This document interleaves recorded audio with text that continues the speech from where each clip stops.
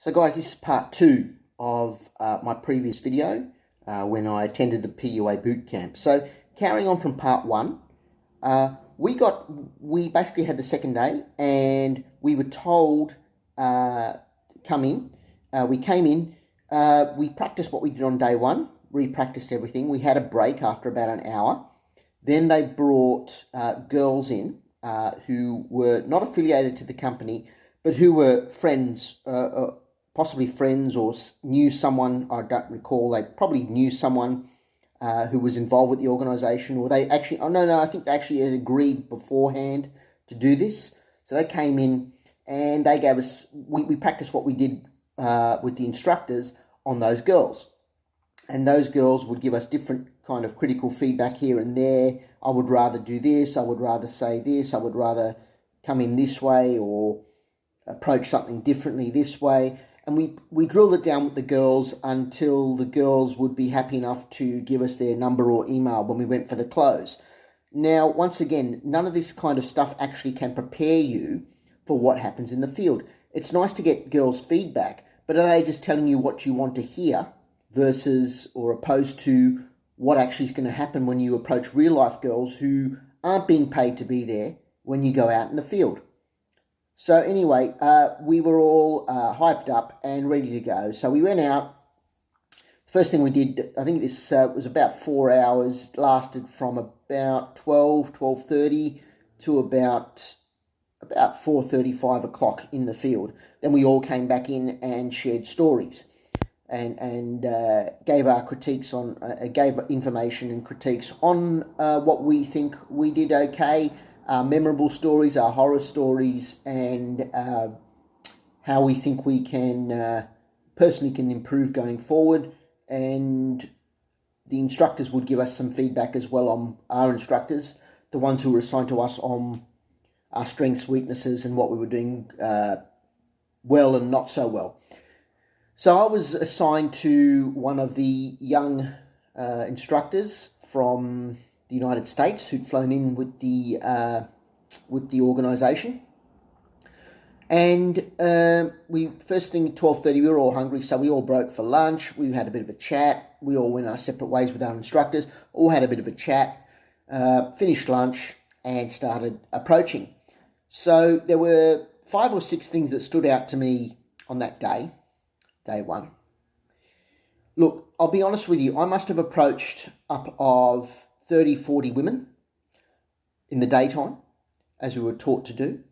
And the majority of them didn't go past, I didn't go past a hello or didn't even get recognition that I was even approaching them. So it was really, really bad, because doing that in a busy area, in a busy city, it's very hard to get someone's attention, especially if you're like me. You're not a very big guy, you're not overbearing, you don't have much of a presence. It was very difficult for me. Most of the girls I approached, the ladies I approached, didn't get past a small little chit chat and then a goodbye, and then, or some of them didn't even get to the stage where they even recognised me approaching them. So it was that bad at most stages. There were a few good stories which I'll mention in this video, but most of the time it was pretty much rejection-a-thon. What can I say? It was very difficult out there. The first girl I approached,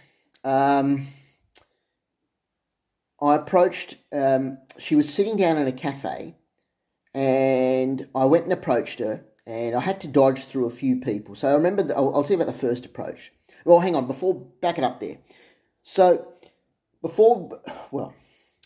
that was my first approach, but we were also told that we need to warm up a bit just by asking people for directions, asking people for the time, just to get used to the idea of cold approaching in the real world in the daytime. Just go up and ask random strangers, guys and girls, for the time, for directions. And then we were told from there we should progress to a few hired guns, people in shop assistants, just chat to them, just about, people who are hired in jobs that they're meant to speak to you, just so you can get comfortable once again with conversing with people during the day. before we get on to the actual approaches in the field. So the first one I did this without warm-up. She was sitting in a cafe, and I remember I walked in very slowly. I was a little bit nervous and anxious. It was my first approach for this PUA boot camp. I walked in very slowly. I had to get through a few seats. She was sitting in a corner. I remember very well. She was from England. She was English. And I went up and I said, look, I saw you sitting over here and I just wanted to come and say hi. I wanted to know more about you. I don't really recall. It was a long time ago. But it was more of a direct than an indirect approach. I don't know why I did it.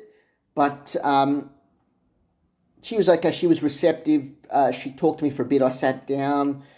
It felt very weird because I didn't know her. I was, within less than a minute, I was taught to sit down next to them. So I sat down, started conversing with her. What happened was I was trying to get into a wide rapport. She was kind of uncomfortable with the whole situation. So she wasn't giving me very fluid answers. And I kind of said, look, you have a good day. And I left. So that was the first approach. Then, there were a few other instances I remember. So that was one. We went to a big, that was the first approach. Then I remember we went into a big retail store, one of the biggest retail chains in Australia. And I was with my instructor, and we bumped into the head instructor who had lost his student for the day. I don't know, his student was off talking to some girl somewhere, so he left and he was trying to approach girls. We bumped into him, out of all places, in the women's lingerie department. And where, women are buying their, undies and bras. And it's kind of weird because when I saw him, me and the other instructor who was looking after me for the day, or teaching me what to do, giving me instructions for the day, saw him. He was talking to a couple of girls who would have been almost half his age, shopping for bras and underwear and women's lingerie.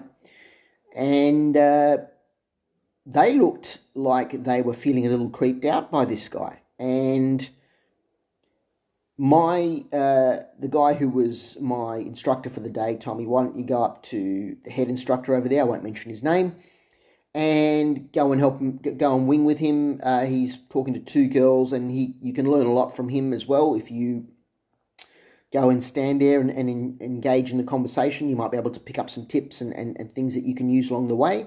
So he walked off and I walked in. My instructor walked off and did his own thing. I walked in to this set with the head instructor talking to two young girls who were maybe even almost half his age, not quite, probably almost half his age.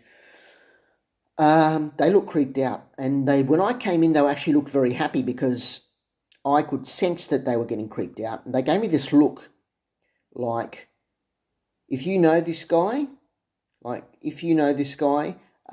could you please get rid of him for us? He's creeping us out. So they were a lot more comfortable talking to me. So I was talking to them just in general chit-chat about which part of Sydney they live in and what they're doing today, etc. etc. Just very mild stuff. While the head instructor introduced me as a friend, and he was going on about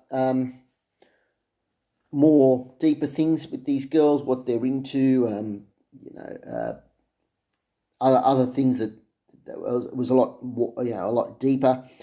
Or he was trying to get there, but he wasn't doing a good job of it. And I could tell that they thought he was a creep. They gave me the look like, this guy's a creep.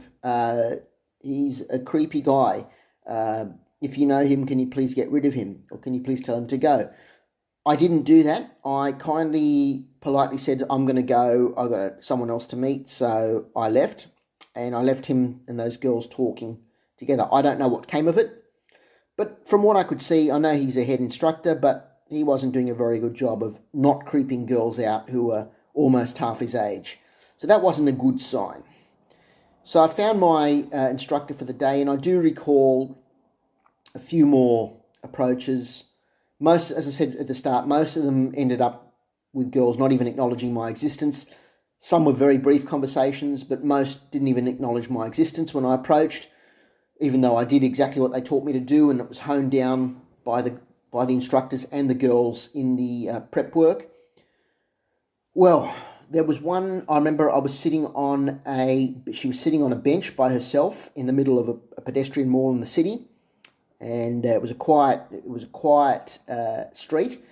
So strangely a quiet street. Most streets these days aren't, but it was a Saturday afternoon. It was very quiet, so I sat down and did what they taught me. Just very indirect. Asked for directions, and she gave them to me. I said, "Oh, look, I've got a bit of time to burn. Do you mind if I sit down?" So she was okay, and we were just talking, wide rapport. We were speaking for about 20 minutes, just having a conversation, finding out topics and general things we had in common, chatting about different things. When it came time to close, I asked her for the close, and she rejected it. So I asked her for her details, and she said no. So kindly excused myself and walked on. The instructor didn't know that. He asked if I went for the close. I said I did. Then I said, yeah, she didn't give it to me. He says, oh, you probably, you didn't create enough attraction, didn't build enough rapport, etc., as they do. Then I remember that girl was local. We walked down to an area of Sydney known as Darling Harbour. There was a girl sitting down, an older lady, she's probably older than me. She was sitting down near the water's edge on the floor. So I went up to her, and I don't remember what I opened her with, and I think I might have thrown in a banter line at some stage, a light banter line. Sat down and joined her. She was more than happy for me to sit down and talk to her. We were talking for another probably 20, 25 minutes, almost maybe half an hour, maybe even more. It felt a very long time. And my instructor, I could see him wandering around, looking at things, pretending not to know me, talking to her for a while, getting to know her. We were talking about things, and I remember she was into the arts, and we were talking about performances and artistic things, all different topics. Of course, at this stage, we weren't told to go into deep rapport. That was for tomorrow, the next day, part 3. So it came to close that girl, and once again she says, I don't know you very well. You've just come up, met me off the street here in the mall, on the promenade, just sat down and we started talking. I don't know you very well. I'm sorry, I'm not very comfortable giving out my details to you. I thought we were good. I mean, I was talking to her for over half an hour. We were finding things in common. Once again, I do remember throwing in a banter line with her, but probably not enough for attraction in the daytime. It was the art of rapport. I felt I had rapport. She obviously didn't. She refused to give me her contact details, and once again, I left empty-handed from a conversation that went for half an hour, maybe more. Then I recall I remember towards the end of the afternoon, my instructor was saying, we're going to have to get you to get a successful number close. We're going to have to find a way for you to get one. So we were walking up towards Circular Quay, where all the ferries come in Sydney, and just in front of the wharves where people buy tickets, there are benches and people putting on arts and street performances. They have like dancers and street performers. I think that day there might have been an Aboriginal guy playing didgeridoo. It was, there were a lot of performers around. People watch things. There were a lot of people around. There was one girl I saw sitting on the bench alone. My instructor says, do you want to approach her? I said, yeah, she'd be okay. I can approach her. He says, this time I want you to make sure you get the clothes. So I went in. She was from England. She'd just come. She just said told me she'd flown in 2 days before. So she was very new to the country. Didn't know her. She's asking me a lot of things about, where can I go? What can I do? She's trying to get to know people, trying to meet new people. I think she was staying in a hostel from memory, from what she told me. Because I remember when I did get a close on her at the end, and I tried to call her, and it sounded like she was in a hostel. We talked, we chatted for a bit, maybe about 10, 15 minutes, became friendly. So I asked her for a number. She goes, yeah, look, that's fine. I'll give you my number. I'm looking to meet new people here. So that was a number close. And I don't know if that was an excuse to give me her number or she really wanted to give me her number. I don't know. But I got her number, and cut a long story short, I did call her, I think it was 2 or 3 days afterward, and total flake. Totally flaked on me. Like she didn't know who the hell I was. And I do recall there was noise in the background when I called her, and it sounded like she was in a hostel. But she totally flaked on me, and that didn't go anywhere. Although I got the number closed at the time, the follow-up totally flaked. So really, I got nothing for it. Then I remember he told me to do something crazy. Like we had to do some crazy approach for a story. So the success story was the number for me. The bad stories were the bad story I shared at the end was some of these instances where there was one instance I remember. I'll add another one here before I go to the crazy story. There was one instance where I crossed the road. Well, actually, that might have been on the third day. Yeah, no, it was the following day. I think I might have shared an instance that day where I just got fully rejected and some girl just walked on as if I wasn't there, as my bad story. But I know the good story was the number close, and the crazy story was this. There was a girl pedaling a bike. She was a young girl. So I was 33 at the time. This girl would have been probably in her late teens. And the instructor told me, do you like the girl on the bike? I said, yeah, she's pretty cute. He says, why don't you go and chase after the bike, run after the bike and stop her and get to know her? Like, and say, you just wanted to come over and say hello. You saw her pedaling on the bike and felt like you wanted to stop her and say hello. She's worth talking to. I can't remember what he told me to say, but I do remember I ran after the bike and I tried to stop the bike and she kept pedaling faster and faster. So I had to run faster and faster. I did eventually catch up with her, and she stopped, and she was like, "Her?" She's like, "Her? What's going on? Why are you chasing after me? I'm on a bike." And she just pedaled off, or some crazy stuff like that. It was just crazy. Anyway, cut a long story short, I did what they told me, and I got a number close that faked, or that flaked. Well, she was a faker, flaked. But yeah, at the end of the day, we all came back and shared our stories, and I don't recall if anyone had any success. I gather that some guys may have got 2 or 3 number closes. I got 1, but what I do remember is that